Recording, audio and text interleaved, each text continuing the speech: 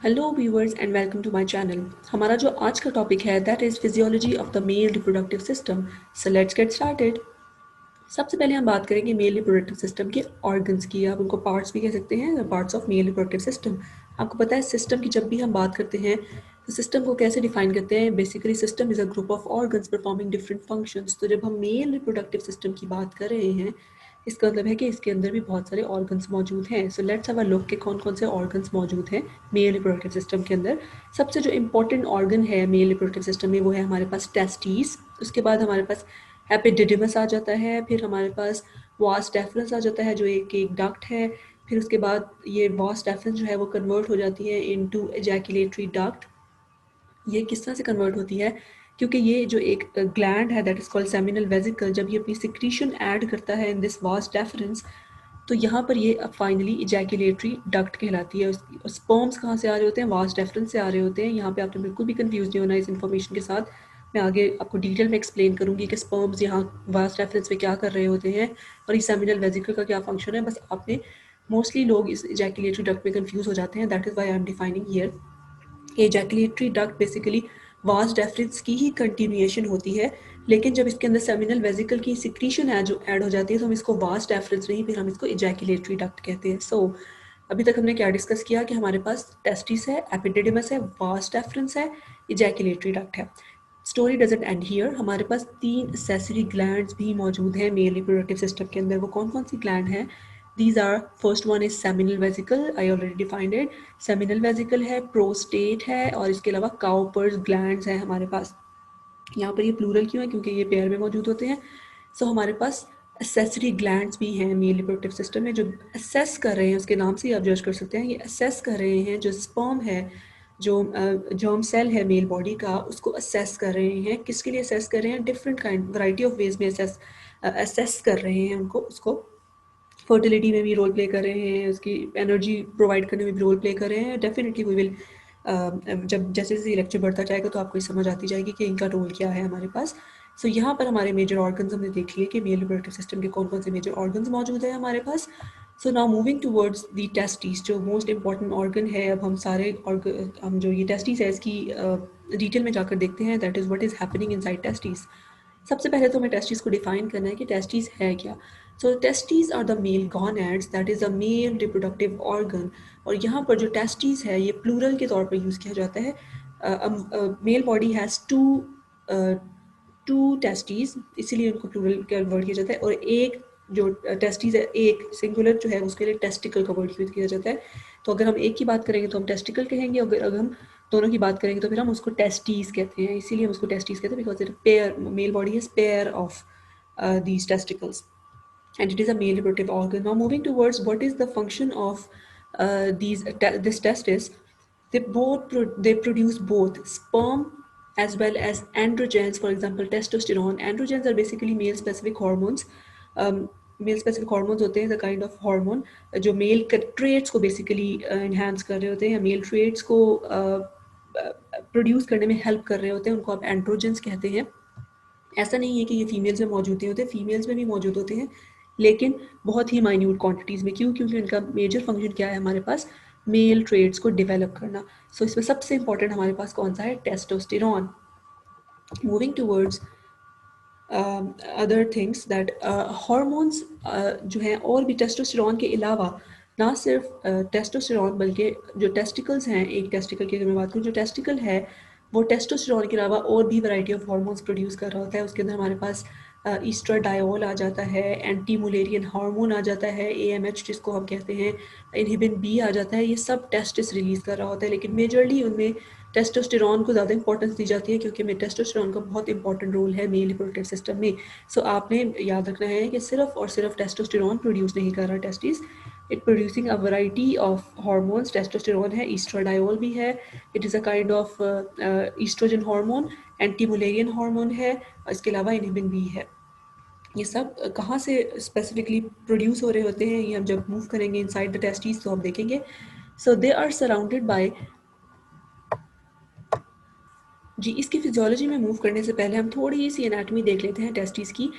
That it is surrounded by 2 distinct layer. अब ये anatomy बहुत ज़्यादा इंपॉर्टेंट है इसके फंक्शन को स्टडी करने के लिए।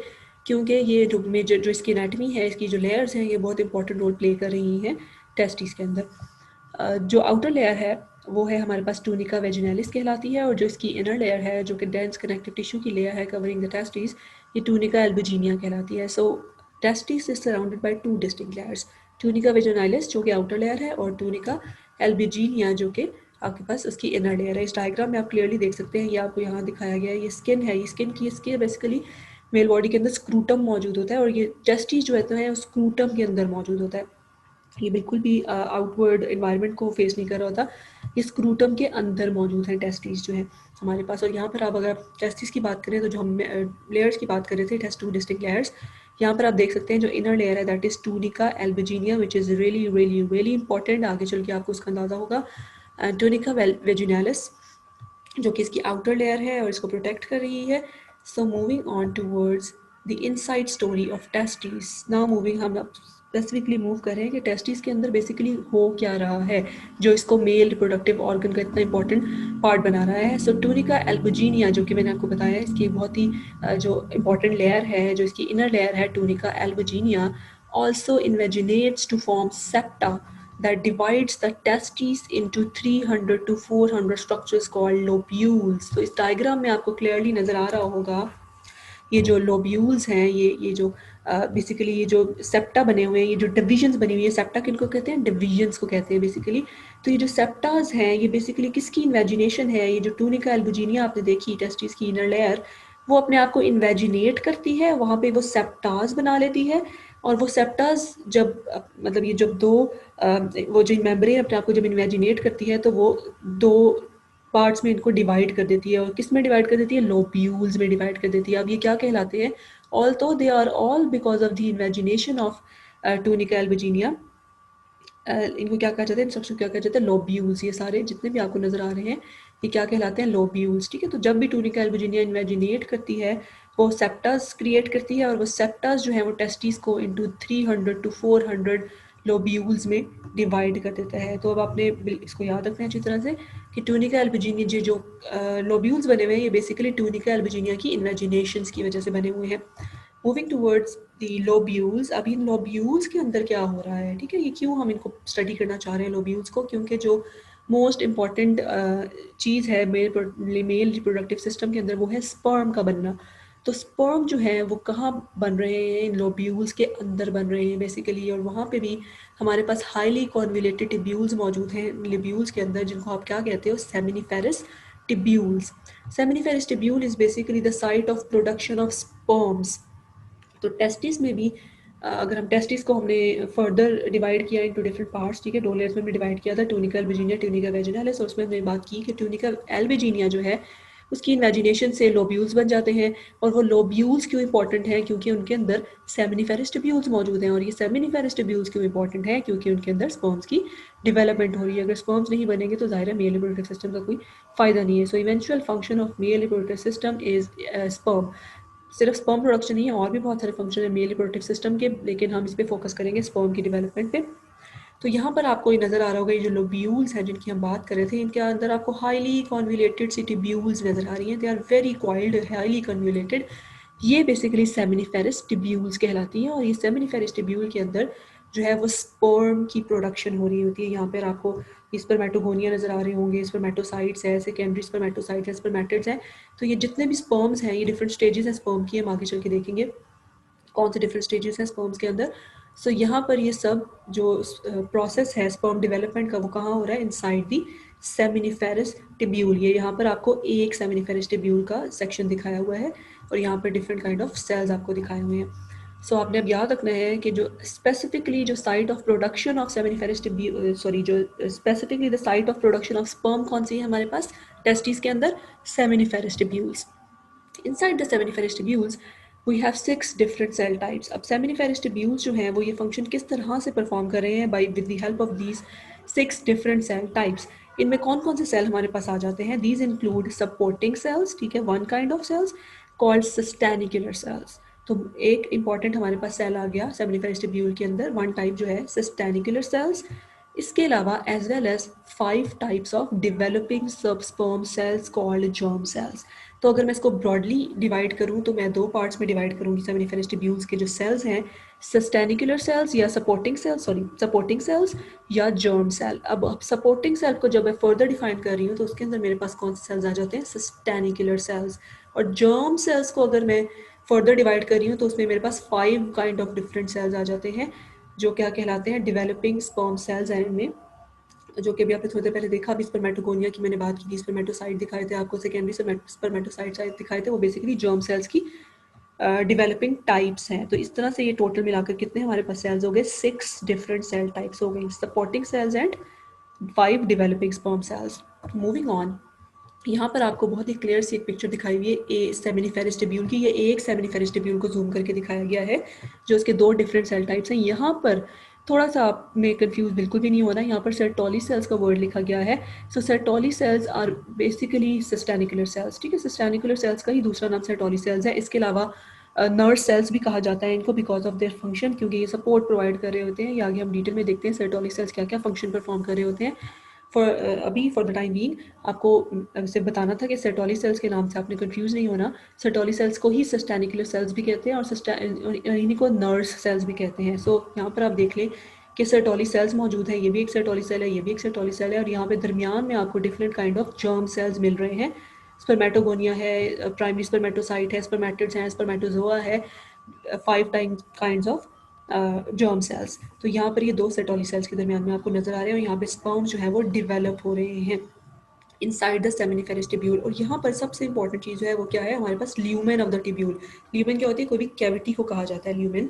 सो lumen of the tubule is very important, क्योंकि जो डेवलपिंग स्पर्म्स है ना, जो डेवलपिंग जर्म सेल्स हैं, ये बेसिकली अपनी फाइनल फॉर्म में आते हैं और यहाँ ल्यूमेन ऑफ द ट्यूब्यूल में इकट्ठे हो जाते हैं, ठीक है। यहाँ से देखो, यहाँ से भी कुछ स्पर्म निकल रहे हैं और यहाँ पर ल्यूमेन ट्यूब्यूल की तरफ जा रहे हैं। यहाँ पर भी इस सेर्टोली सेल के पास से भी कुछ आपको नज़र आ रहे हैं स्पर्म्स, और यहाँ पर ये ल्यूमेन ऑफ द ट्यूब्यूल में जमा हो जाते हैं बेसिकली, सही। सो ये हमारे पास इस तरह से 6 डिफरेंट काइंड ऑफ सेल्स बनते हैं inside seminiferous tubule, Sertoli cells and 5 different kinds of germ cells. Sertoli cells की अगर हम थोड़ी सी और क्लियर डिस्क्रिप्शन देखें इस डायग्राम में, तो यहाँ पे इस तरह के सेर्टोली सेल्स होते हैं, ठीक है। ये देखो डिफरेंट सेर्टोली सेल्स हैं, और इन जो डिफरेंट सेर्टोली सेल्स हैं उनके दरमियान में जो प्रोसेस है स्पर्म डेवलपमेंट का, जिसको कि आप स्पर्मेटोजेनेसिस कहते हैं, या स्पर्मेटोजेनेसिस के प्रोसेस के लिए आप मेरी नेक्स्ट वीडियो देख सकते हैं जिसमें मैंने क्लियरली डिफाइन किया है कि स्पर्मेटोजेनेसिस क्या होती है। So for the time being मैं उसको अब मैं इसको स्पर्मेटोजेनेसिस कहूँगी। स्पर्मेटोजेनेसिस के लिए आप मेरी न्यू वीडियो देख सकते हैं। सो सेर्टोली सेल्स के दरमियान में the process of spermatogenesis is going on. So it is really important concept कि स्पर्मेटोजेनेसिस का प्रोसेस कहाँ हो रहा होता है। So it is occurring between 2 Sertoli cells, ठीक है। तो यहाँ पर आपने मैंने आपको बताया था कि सेमिनिफेरस ट्यूब्यूल में ल्यूमेन भी होती है। तो जितने भी डेवलपिंग स्पर्म्स हैं जो फाइनली स्पर्म फॉर्म में आ रहे हैं वो आपको lumen of the seminiferous tubule में मिलते हैं। इसके अलावा लेडिक सेल्स बहुत ज़्यादा इंपॉर्टेंट है हमारे पास। लेडिक सेल्स क्यों हमारे पास इंपॉर्टेंट है, क्योंकि हम टेस्टोस्टेरोन की बात करते हैं कि हमारी मेल की बॉडी के अंदर मौजूद होता है। तो टेस्टोस्टेरोन बेसिकली आता कहाँ से है, वो टेस्टोस्टेरोन प्रोड्यूस कहाँ से होता है। तो ये जो लेडिक सेल्स है ये बेसिकली टेस्टोस्टेरोन को प्रोड्यूस कर रहे होते हैं हमारी बॉडी के अंदर। क्यों प्रोड्यूस कर रहे होते हैं, कब प्रोड्यूस कर रहे होते हैं, ये हम एंड ऑफ द लेक्चर में देखते हैं। क्यों प्रोड्यूस कर रहे होते हैं, कब प्रोड्यूस कर रहे होते हैं, ये आप स्पर्मेटोजेनेसिस के लेक्चर में देख सकते हैं इजीली। सो यहाँ पर हमारे पास डिफरेंट सेल टाइप्स हमने देख ली, ठीक है। Sertoli cells and different types of developing germ cells. So moving further, अब हम डिटेल में चलते हैं इन 5-6 डिफरेंट टाइप्स ऑफ सेल्स की। सेर्टोली सेल्स से हम स्टार्ट करते हैं, जिसका मैंने आपको बताया था। इसका दूसरा नाम सिस्टेनिकुलर सेल्स भी है या नर्व सेल्स भी इनको कहा जाता है, because it's around all stages of the developing sperm cells. क्यों सराउंड कर रहे होते हैं, क्योंकि आपको मैंने ऑलरेडी दिखा दिया कि सेर्टोली सेल्स के दरमियान में ही बेसिकली ये जर्म सेल्स डिवेलप कर रहे होते हैं। सो ये सराउंड कर रहे होते हैं all stages of the developing sperm. Some sperm cells are elongate branching Sertoli cells. Sertoli cells किस तरह से इनको सपोर्ट कर रहे होते हैं, इनको क्यों सिस्टेनिकुलर सेल्स कहा जाता है, क्योंकि सेर्टोली सेल्स जो है वो सिक्रीट करते हैं डिफरेंट सिग्नलिंग मॉलिक्यूल्स जो क्या करते हैं, प्रमोट करते हैं स्पर्म की प्रोडक्शन को। तो हमें से क्या पता लगा कि सेर्टोली सेल्स सिर्फ नर्सिंग का काम नहीं कर रहे, सिर्फ न्यूट्रिशन प्रोवाइड करने का काम नहीं कर रहे, डेवलपिंग स्पर्म सेल्स को, बल्कि उनकी जो डेवलपमेंट है, उनकी जो प्रोडक्शन है, जो स्पर्म की प्रोडक्शन है बेसिकली, उस प्रोसेस को भी इन्हांस कर रहे हैं या प्रमोट कर रहे हैं। किस तरह से प्रमोट कर रहे हैं? By secreting various signalling molecules, and it also controlling whether germ cells will live or die. So Sertoli cells are very important. ठीक है, आपने सिर्फ ये, they are not just nursing cells, they are providing other variety of functions. Function of Sertoli cells में जो हमारे पास सबसे important function है, अगर हम इसको फर्दर इलेबोरेट करते हैं, तो टाइट जंक्शंस मौजूद होते हैं दो सर्टोली सेल्स के दरमियान में। ठीक है, यहाँ पर दो सर्टोली सेल्स के दरमियान में टाइट जंक्शंस मौजूद हैं। ये आपको आगे मैं एक नेक्स्ट डायग्राम में दिखाऊंगी कि वो टाइट जंक्शंस बेसिकली कहाँ मौजूद होते हैं। Between Sertoli cells form blood testis barrier. ठीक है, ये टाइट जंक्शंस क्यों इंपॉर्टेंट है? क्योंकि ये हमारी जो बॉडी है उसके अंदर, या मेल बॉडी है उसके अंदर, ब्लड टेस्टिस बैरियर बना रहे होते हैं। ब्लड टेस्टिस बैरियर का कॉन्सेप्ट बहुत ज़्यादा ज़रूरी है, क्योंकि ब्लड टेस्टिस बैरियर बनाने की क्या ज़रूरत है बॉडी को इन टाइट जंक्शंस के थ्रू? क्योंकि जो स्पर्म्स हैं वो आफ्टर प्यूबर्टी बनते हैं मेल रिप्रोडक्टिव सिस्टम में। सो जो कोई भी ऐसे सेल जो हमारी बर्थ के बाद बन रहे हैं हमारी बॉडी के अंदर, वो सब उन सब को हमारी body as a foreign cell treat करेगी। तो अगर स्पर्म सेल जब प्यूबर्टी की स्टेज पर बन रहे हैं तो हमारा ब्लड उन स्पर्म सेल्स को as a foreign antigen treat करेगा और उन स्पर्म्स को नहीं बनने देगा और इन स्पर्म्स को डिस्ट्रॉय कर देगा। सो इसीलिए ब्लड और टेस्टिस के दरमियान में बैरियर बहुत ज़्यादा ज़रूरी है, जो ब्लड तक स्पर्म्स की इंफॉर्मेशन ना जाने दे, उसके एंटीजन्स को ब्लड के अंदर एंटर ना होने दे, स्पर्म्स और ब्लड को एक दूसरे से अलग रखे। सो टाइट जंक्शन जो हैं सर्टोली सेल्स के, वो ये फंक्शन परफॉर्म कर रहे हैं ब्लड टेस्टिस बैरियर का, which is basically what, protecting sperms from the immune system of our body, which maintain critical composition of it, also serving as maintaining the critical composition of tubular fluid for some sperm maturation. ठीक है, जैसे blood की एक specific composition होती है उसको अपने function perform करने के लिए, इसी तरह से जो ट्यूबुलर फ्लूइड है, जो सेमिनिफेरस ट्यूब्यूल का फ्लूइड है, उसके लिए उसकी भी कॉम्पोजिशन बहुत ज़्यादा क्रिटिकल है for sperm maturation. Second function ये क्या परफॉर्म करिए? सिक्रीटिंग फ्लूइड का। Secreting fluid for what? For carrying sperm into the epididymis. ठीक है, एपिडिडिमस हमने डिस्कस किया था ना कि अनदर इंपॉर्टेंट ऑर्गन है मेल रिप्रोडक्टिव सिस्टम का। जब एक दफ़ा सेमिनिफेरस ट्यूब्यूल में बन जाते हैं स्पर्म्स, तो फिर वो कहाँ ट्रैवल करते हैं? टूवर्ड्स द एपिडिडिमस, और फिर at the time of ejaculation vas deferens से होते हुए यूरेथ्रा की जब जाते हैं और फाइनली एक्सटर्नल जेनिटेलिया से रिलीज हो जाते हैं from out of the male body. So secreting fluid for carrying sperm into the epididymis. ठीक है, ना सिर्फ ये टाइट जंक्शन का काम कर रहे हैं, ना सिर्फ ये नर्सिंग का काम कर रहे हैं, बल्कि ऐसे फ्लूइड भी सिक्रीट कर रहे हैं जो स्पर्म्स को इजीली ट्रैवल करवा सकता है एपिडिडिमस की तरफ। नो न्यूट्रिएंट्स का हमने ऑलरेडी डिस्कस कर लिया, these are called nerve cells because of this property. इसके अलावा ये बहुत इंपॉर्टेंट एक प्रोटीन प्रोड्यूस कर रहे होते हैं, सिक्रीट कर रहे होते हैं, that is antigen binding protein, sorry androgen binding protein. Androgen binding protein, androgen कौन सा मौजूद है मेल रिप्रोडक्टिव सिस्टम के अंदर? टेस्टोस्टेरोन। ठीक है, तो ये किसको जाके बाइंड कर रहे होंगे? इसके नाम से पता लग रहा है, टेस्टोस्टेरोन को जाके बाइंड कर रहे होंगे। That functions to maintain high levels of androgens in the tubular fluid. क्यों, क्या फंक्शन है एंड्रोजन बाइंडिंग का? टेस्टोस्टेरोन के साथ उनको क्यों बाइंड होने की जरूरत होती है? क्योंकि टेस्टोस्टेरोन आपको पता है एक लिपिड हार्मोन है, और वो जो ट्यूबुलर इन्वायरमेंट होता है वो फ्लूइड है, उसमें वाटर की कॉन्सेंट्रेशन ज़्यादा होती है, तो टेस्टोस्टेरोन जो है वो कभी भी सर्वाइव नहीं कर पाता उस ट्यूबुलर फ्लूइड के इन्वायरमेंट के अंदर। तो ये एंड्रोजन बाइंडिंग प्रोटीन बेसिकली क्या करती हैं? टेस्टोस्टेरोन को इन्फ्लुएंस करती हैं फॉर द टाइम बीइंग, वो अपनी जो लिपोफिलिक क्वालिटी है उसको थोड़ी देर के लिए डिप्रेस करे, और ट्यूबुलर फ्लूइड के अंदर जो स्पर्मेटोजेनेसिस का प्रोसेस हो रहा है उसको, सॉरी सेमिनिफेरस ट्यूब्यूल्स के अंदर जो स्पर्म की प्रोडक्शन का, स्पर्मेटोजेनेसिस का प्रोसेस हो रहा है उसको सपोर्ट करें, क्योंकि टेस्टोस्टेरोन जो है वो स्पर्मेटोजेनेसिस के लिए बहुत ज़्यादा इंपॉर्टेंट रोल प्ले करता है। इसके अलावा इसके अंदर एक एंजाइम भी मौजूद है that is called aromatase, which converts androgens to estrogens. ठीक है, ईस्ट्रोजन वैसे हम मिस्टेकनली समझते हैं कि सिर्फ फीमेल हार्मोन है, ऑल तो ये हाई क्वांटिटीज़ में मौजूद होता है फीमेल के अंदर, लेकिन ये माइन्यूट क्वांटिटीज़ में मेल की बॉडी के अंदर भी मौजूद होता है। तो आप इसको फीमेल स्पेसिफिक हार्मोन नहीं कह सकते, ये मेल्स की बॉडी के अंदर भी फंक्शन परफॉर्म कर रहा होता है। और वो क्या है, सेक्स ड्राइव में इसका बहुत इंपॉर्टेंट फंक्शन है, जिसमें वो जो एग्रेशन है सेक्स ड्राइव में वो ईस्ट्रोजन की वजह से आती है। और ये एरोमेटेज एंजाइम क्यों इंपॉर्टेंट है? क्योंकि ये टेस्टोस्टेरोन को, जो एंड्रोजन है मोस्ट इंपॉर्टेंट, उसको कन्वर्ट कर रहा होता है इन ईस्ट्रोजेंस, बिकॉज सेक्स ड्राइव में ये बहुत इंपॉर्टेंट है। इसके अलावा जो सर्टोली सेल्स हैं, इसके अलावा जो सर्टोली सेल्स हैं वो इनहिबिन भी सिक्रीट कर रहे हैं। इनहिबिन का क्या फंक्शन है ये मैं आपको एंडोक्राइन सिस्टम में बताऊंगी। So there are several kind of function जो सेटोली सेल्स परफॉर्म कर रहे हैं। टाइट जंक्शंस हैं, फ्रूट भी सिक्रीट कर रहे हैं, नरिशमेंट भी प्रोवाइड कर रहे हैं, एंड्रोजन बाइंडिंग प्रोटीन्स भी सिक्रीट कर रहे हैं ताकि जो टेस्टोस्टेरोन है वो उसकी कॉन्सेंट्रेशन डेवलप रहे, ट्यूबुलर फ्लूइड में स्पर्मेटोजेनेसिस के प्रोसेस को ये सपोर्ट कर सकें। इसके अलावा एरोमेटेज एंजाइम इनके पास मौजूद है जो कन्वर्ट करता है टेस्टोस्टेरोन को टू ईस्ट्रोजन, और इसके अलावा इनहिबिट सिक्रीट करता है हमारे अंदर जो स्पर्मेटोजेनेसिस के प्रोसेस को बेसिकली कंट्रोल कर रहा होता है। सो अब हम सेटोली सेल्स की तो बात कर ली। अब हमने पढ़ा था कि हमारे पास 6 डिफरेंट टाइप ऑफ सेल हैं, उनमें सपोर्टिंग सेल्स थे और 5 different kinds of germ sales थे। तो अब हम जर्म सेल्स की स्टोरी की तरफ चलते हैं। तो जर्म सेल्स कौन से हैं हमारे पास, उनकी स्टोरी स्टार्ट होती है from spermatogonia. The spermatogonia lying the basement membrane inside the tubule. ठीक है, यहाँ पे आपको डायग्राम में क्लियरली नजर आ रहा होगा कि ये बेसमेंट मेम्ब्रेन है बेसिकली जर्मिनल एपिथीलियम की। आपको पता है एपिथेलियल टिश्यूज में उनकी प्रॉपर्टी होती है कि एक उनका एपिकल सरफेस होता है, एक उनका बेसमेंट मेम्ब्रेन होता है या बेसल सरफेस होती है।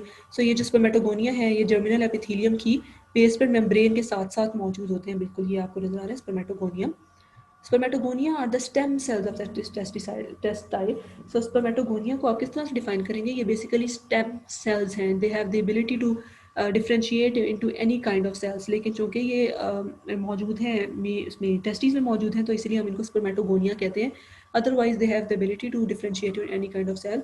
तो स्पर्मेटोगोनिया जो है are the stem cells of the testis. Stem cells कौन से होते हैं जो वैरायटी ऑफ डिफरेंट सेल्स में अपने आपको डिफ्रेंशिएट कर सकते हैं। So they are still able to differentiate into variety of different cell types. अब इस स्पर्मेटोगोनिया यहाँ पे आपको नजर आ रहे हैं, ठीक है, ये अपने आप को फर्दर डिफ्रेंशिएट करते हैं into different germ cells. Spermatogonia divide two produce primary and secondary spermatocytes. ठीक है, तो जब ये स्पर्मेटोगोनिया डिवाइड करते हैं, स्टेम माइटोटिकली डिवाइड करते हैं, तो ये डिफरेंट जर्म सेल्स बनाते हैं। प्राइमरी स्पर्मेटोसाइट्स आ जाते हैं, सेकेंडरी स्पर्मेटोसाइट्स आ जाते हैं, उसके बाद स्पर्मेटिड्स की स्टेज आ जाती है विच फाइनली प्रोड्यूस फॉर्म्ड स्पर्म। ठीक है, तो स्पर्म जो है वो इतनी सारी स्टेजेस से गुजर कर फाइनली एक स्पर्म बनता है, और इस प्रोसेस को हम क्या कहते हैं, that process is called is what, spermatogenesis. Spermatogenesis की मैं ऑलरेडी भी आपको बता चुकी हूँ कि मेरी नेक्स्ट वीडियो जो है स्पर्मेटोजेनेसिस की, आप उससे स्पर्मेटोजेनेसिस को स्टडी कर सकते हैं। So if you like this video kindly share it and subscribe my channel. Thank you so much.